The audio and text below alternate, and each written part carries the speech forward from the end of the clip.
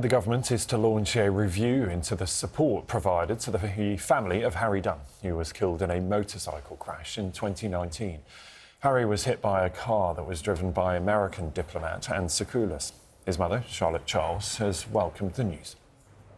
New figures suggest that almost one child in every class of 32 in the UK is now born as a result of IVF. The Human Fertilisation and Embryology Authority says almost 21,000 babies were born from in vitro fertilisation in 2023. Our headlines today. Ministers are in talks with rebel Labour MPs about changes to controversial welfare reforms which may persuade them to vote the bill through. The family of Carol, Hannah and Louise Hunt have spoken for the first time, nearly a year after their murders. The three of them, genuinely, I wish everyone could see now, but they were the best of us. A South London hospital says the death of one of its patients has been linked to last year's cyber attack on the NHS. Good morning. Battle of the Box junctions. Almost £1 million in fines for drivers breaking the rules last year. I'll explain which areas issued the most penalties and why some yellow boxes are described as unfair. Amazon, the streaming service, has announced that Denis Villeneuve will be the next director of the James Bond franchise.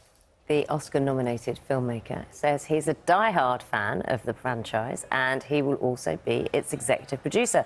His previous work includes the latest Blade Runner film as well as 2 Dune movies. Amazon still hasn't confirmed who's going to take on the role of 007 in the film or when it's scheduled for release.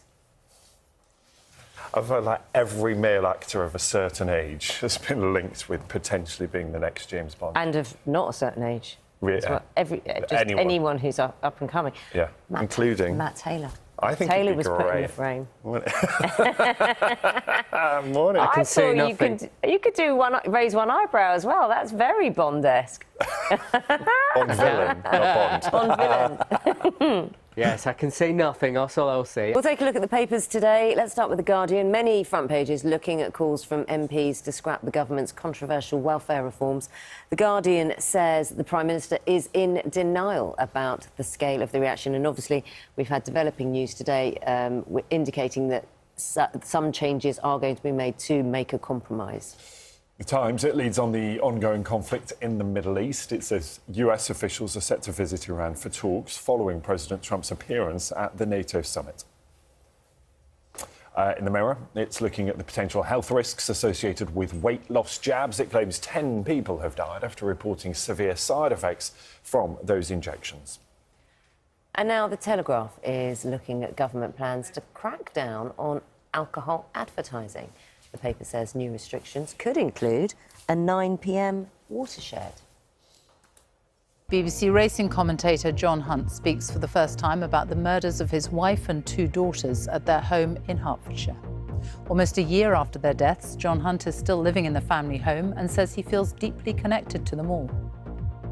From the moment I wake up, I say good morning to each of them. Do you? I talk to them all every day. Yeah.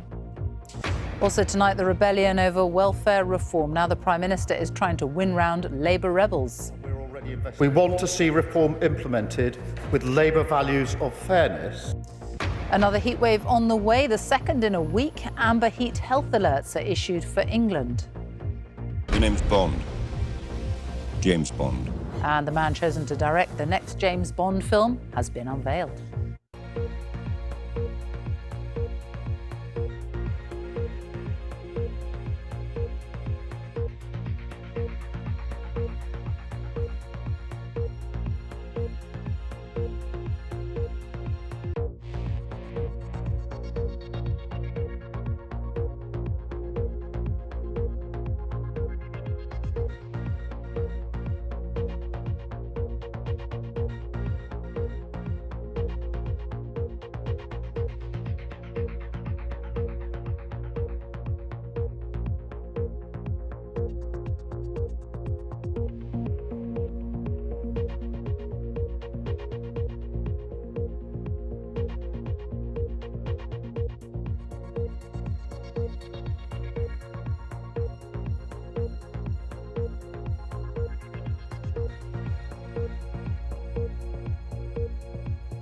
this. Now, if you were watching Breakfast last week, you might remember that story we brought you of a huge yellow box junction that's been introduced to a street in Northern Ireland.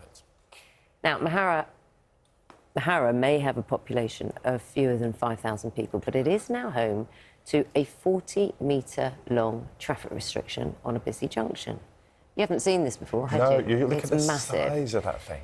The road markings are designed to improve traffic flow, but it's causing a few issues for drivers. A report from the RAC shows that councils in England have raised almost £1 million in fines in the last year alone. I think we've all fallen victim to it at some point, maybe not one quite that big. Ben is looking at this for us this morning. Ben, it's quite a moneymaker, this, isn't it? Well, it can be, but if you drive, yellow lines like these, look at the magic of television, will be a familiar sight, especially at busy junctions. Now, if I were a car trying to cross the studio floor, I need to make sure that my exit road is clear before I drive onto those yellow lines. It's just like an exclusion zone to keep you away. It is. I can't help but take it personally.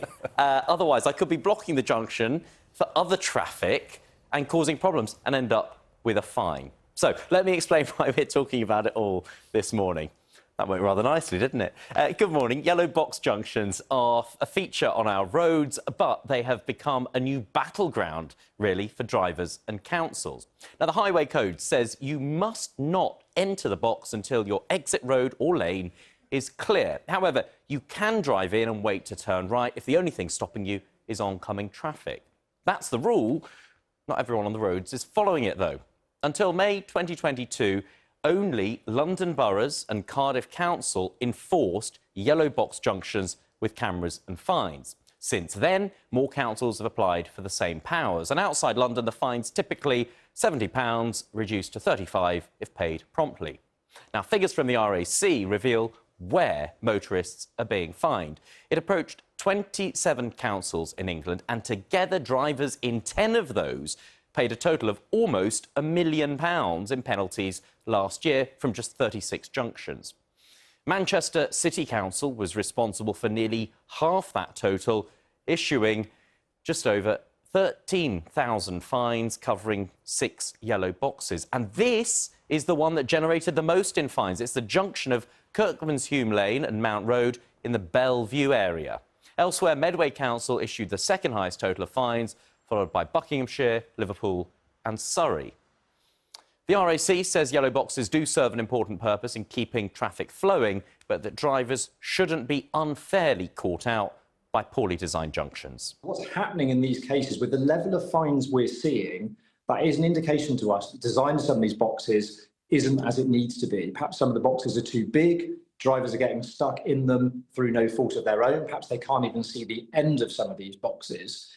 The crucial thing here is a box that's functioning as it should, which is around improving traffic flow for all of us, whether we're on 4 wheels or 2, shouldn't be bringing in fines. If drivers are getting stuck in them, that means there is a problem with that box that needs to be looked at. After all, none of us set out in the morning or later on in the day to be deliberately fined. So I think the level of fines we're seeing over such a short space of time does to us indicate something's wrong.